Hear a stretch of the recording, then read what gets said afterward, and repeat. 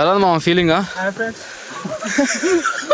మీకు వెళ్ళామో మొత్తం చూపిస్తాను చెప్పాను. అంత సాగర్కి వచ్చేసరికి ఆనబోతుంది. ఇంకా చాలా ఉంది ఎత్తు.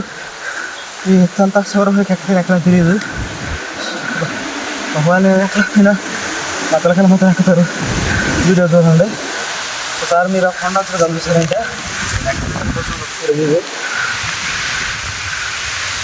సగం దూరం అయితే వచ్చాము. ఇక్కడ నుంచి చూపిస్తున్నాం చూడండి ఎలా ఉందో.